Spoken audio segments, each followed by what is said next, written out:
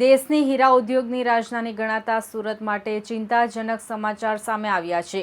ઓડિશા સરકારે lab-grown diamond ઉદ્યોગને પ્રોત્સાહન આપવા માટે મોટા પગલાં ભર્યા છે। રાજ્યના 3 મોટા લેબગ્રોન ડાયમંડ ઉત્પાદન પ્રોજેક્ટને મંજૂરી આપવામાં આવી છે અને રોકાણકારોને આકર્ષવા માટે વીજળીમાં સબસિડીની પણ જાહેરાત કરવામાં આવી છે, જેના કારણે સુરત અને ગુજરાતના હીરા ઉદ્યોગમાં ચિંતાનો માહોલ જોવા મળી રહ્યો છે।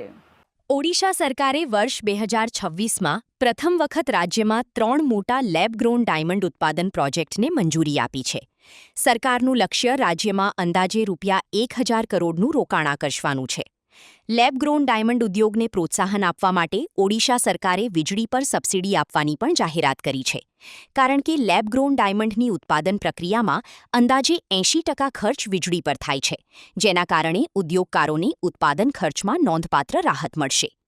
બીજી તરફ વૈશ્વિક બજારમાં લેબ-ગ્રોન ડાયમંડનું ઉત્પાદન સતત વધી રહ્યું હોવાથી તેના ભાવમાં પણ ઘટાડો નોંધાઈ રહ્યો છે।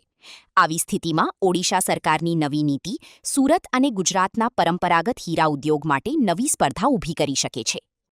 લેબગ્રોન ડાયમંડ ઇન્ડસ્ટ્રી માટે અને ગુજરાત માટે આજે જે સમાચાર આવી રહ્યા છે ખૂબ ગંભીર અને સરકારે વિચારવા લાયક છે, કારણ કે ઓડિશા ગવર્મેન્ટે ક્યારેય નહીં અને હમણાં જ 3 નવા પ્રોજેક્ટની જાહેરાત કરી છે। એની અંદર જમીન સંપાદન, જમીનની બાબત હોય કે વીજળીની બાબત હોય કે રોકાણકારોને પોતાના લોનોની MSMEની બાબત હોય, આ તમામ બાબતોની અંદર સરકાર ઉદ્યોગકારોને મદદ કરશે, કારણ કે લેબગ્રોન ડાયમંડ ઇન્ડસ્ટ્રીઝને ઓડિશાની અંદર આકર્ષવા માટે।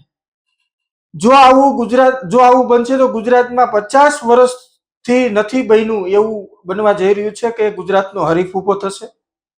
ગુજરાતના રત્ન કલાકારોને જે રોજગારી મળે છે એની ઉપર થોડીક અસર થવાની પૂરી શક્યતાઓ છે। બીજી બાબત કે લેબગ્રોન ડાયમંડ ઇન્ડસ્ટ્રીઝ, એક તો લેબગ્રોન ડાયમંડના ભાવ દિન પ્રતિદિન ઓછા થતા જાય છે અને જો આવી રીતે ઓવર પ્રોડક્શન થશે તો લેબગ્રોન ડાયમંડના કારણે જે લોકોને રોજગારી મળે છે એ લોકોને રોજગારી ઉપર પ્રશ્નાર્થ મુકાઈ જશે। ગુજરાતની અર્થવ્યવસ્થા ઉપર પણ અસર થવાની શક્યતા છે। તો આ બાબતે ગુજરાત સરકારે પણ ખૂબ ગંભીરતાથી લેવી જોઈએ કે જે અહીંના લેબગ્રોન ડાયમંડ ઇન્ડસ્ટ્રી છે એને પણ ઉગારવા માટે એને મદદ કરવી જોઈએ। રત્ન કલાકારો જે 3 વર્ષથી આ મંદીના સપડાયેલા છે એને પણ મદદ કરવી જોઈએ।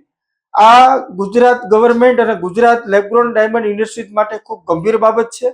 સુરતનો 50 વર્ષના ઇતિહાસમાં પહેલીવાર એક હરીફ ઊભો થઈ રહ્યો છે, તો આ બાબતે સરકારે ખૂબ ગંભીરતાથી લેવી જોઈએ અને ગુજરાતના જે કાંઈ ઇન્ડસ્ટ્રીના લોકો છે, રત્ન કલાકારોને સાચવવા જોઈએ, કારણ કે લેબગ્રોન ડાયમંડ દિન પ્રતિદિન નીચે ગગડતો જાય છે, તો એક હરીફ ઊભો થાય તો કેટલી ગંભીર પરિસ્થિતિ નિર્માણ થશે એ સૌએ જોવું જોઈએ। નમસ્કાર।